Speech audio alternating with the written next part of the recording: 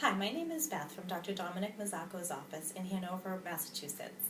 The purpose of this video is to provide information about the care of your new orthodontic appliances.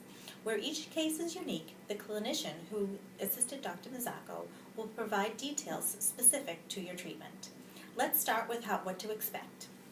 First of all, your teeth will probably get a little sore today in a few hours. Where this may be possible, what we want you to do is make sure that you take a little Advil or Tylenol before you get going with your day. It is of course okay to eat right away, and it is probably suggested because your teeth will be sore, like I said, in a few hours. Take the Advil or Tylenol throughout the next few days, where everybody is a little different. Some people will have more soreness than others. Especially tomorrow morning might be the sorest time. So definitely make sure that you take some Advil or Tylenol before you go to bed tonight. The other thing that could happen is that sometimes the patient will rub on the braces, causing a little irritation on the inside of their mouth. So we recommend using orthodontic wax. How to apply the wax is you would take a little strip off, like this, grab a little piece, kind of make it pliable between your fingers, and press it right onto the brace opposite where you're getting a sore. Now some people use the wax and some people don't, depending on your needs. If you feel like you don't want to use the wax, you don't have to. Of course, keep the wax handy just in case something happens to your braces and you want to be able to use it to make yourself comfortable until you're able to get in to see us.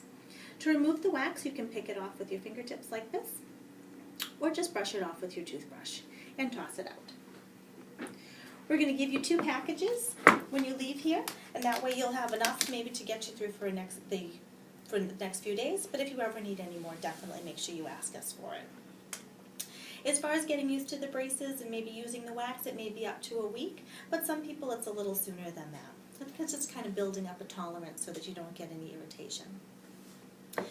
As far as once your teeth start to feel better and you start to venture out into normal foods again, after the first few days of eating something soft maybe, well-cooked pasta, protein drinks, anything like that you don't have to chew too much, we want you to just be careful with what you eat and how you eat it.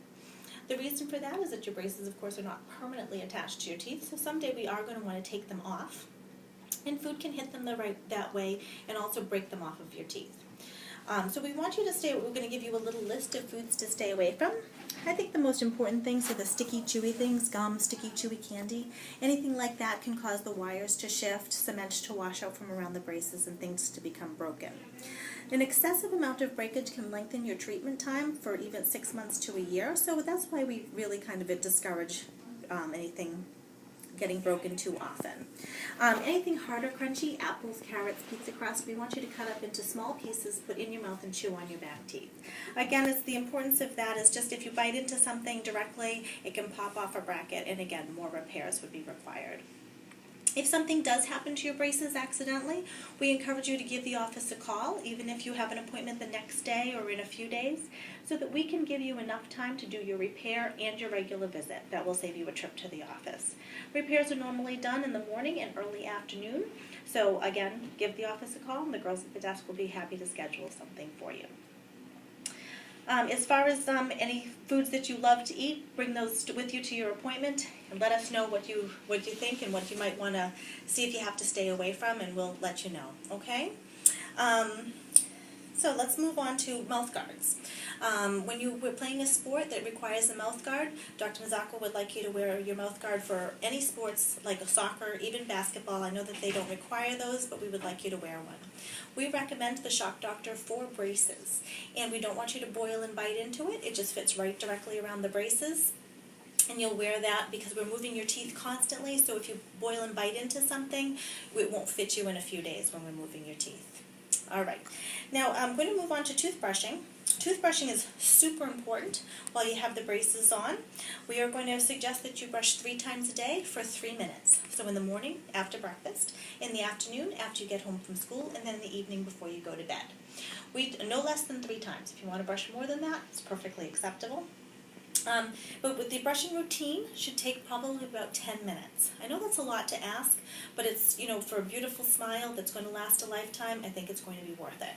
So I'm going to go over a few little instructions on how to brush. We're going to give you a little travel toothbrush here when you leave. It's important to note that you're going to brush the top teeth separate from the bottom teeth. So you're not going to just bite your teeth together and brush them. You want to, when you put the bristles over the tops of the braces, give it a little push so that they flare out slightly, and then you're going to move your bristles this way and that way so that they slide down and around the elastics and the wire. Okay. Then after you're finished doing that, you're going to get up on the gum line and do nice gentle circles all the way to the back. Don't forget to do the biting surfaces of your teeth and the backs of your teeth where you don't have any braces. Then you're going to go to the bottom and do the same thing. Flare the bristles out slightly, angle this way and that way till you get all the food out from around them. Then nice and gentle on the gum line. After you're finished brushing, we want you to go back through with this little interdental brush that we're going to give you, and you're going to go underneath each tooth, getting anything that might have gotten stuck around the elastic, and that food that's sitting next to the tooth, that's the most dangerous, could possibly cause you to get a cavity or a decalcification mark.